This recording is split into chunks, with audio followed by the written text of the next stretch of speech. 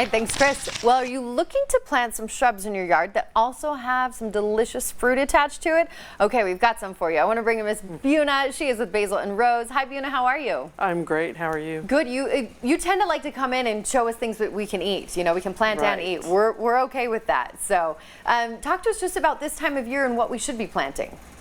So you can plant trees, shrubs, any perennials this time of year. Sometimes it's harder to find them because the stock is a little bit low, but sometimes you can get discounts. If your water is shut off, you need to make sure that you can still water things after you're planting. Got it. Very good to note. Okay, well, let's talk about, you actually have some in front of you that we're going to show. I do. And obviously they don't have the fruit yet, but let's start with the bush cherries. So this is a bush cherry this time of year. I just cut this out of my yard just today. It gets nice fall color. They get about 3 to 4 feet tall. There it is. There's varieties that are either like a sour cherry or sweet, just depending what you want. Beautiful flowers in the spring, and then the fruit's ready in about August. I've never had cherry fruit fly in these cherries before, so that's another bonus. So Buna, I'm actually surprised to say this, but I've never had a sour cherry that was fresh. I've had them dried, but I've never had a fresh one. And I actually prefer sour cherries. Do you? Okay. But it's just, you know, individual taste. But again, the bush cherry, you can get a sour one or you can get sweet ones. Just or get both. what you like. Why not? And you actually have some sour cherry jam at your garden, right? Well, at Basil and Rose, I have sour cherry jam and sour cherry dark chocolate sauce. Okay. Well, we'll come in and see you. That sounds delicious. Let's talk about the next one, a serviceberry. So the serviceberry is actually a native Utah shrub or tree. It can be a small tree. And this is, again, I just got this out of my yard this morning. And then it has this nice white flower in the spring. And then the fruit's usually available about June. And it turns dark.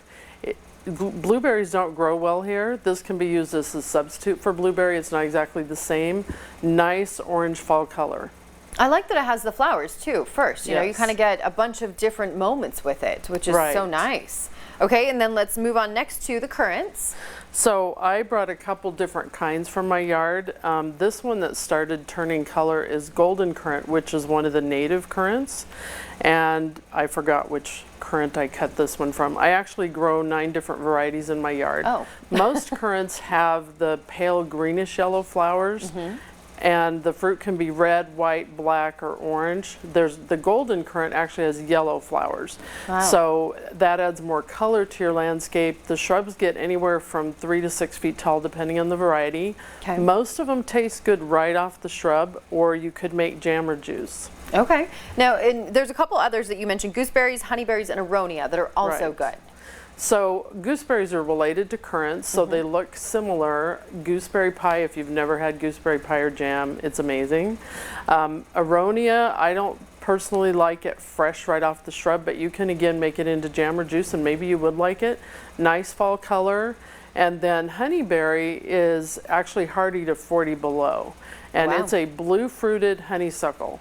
That's the only honeysuckle I know of that's edible, and it grows really well here, and it can be used as a blueberry substitute also. Buna, if somebody like me is a little, you know, kind of a novice when it comes to gardening, is this something that's attainable to plant some of these? Yes. It is? Okay. They're all easy care, easy to plant. Honeyberry, I would recommend shade.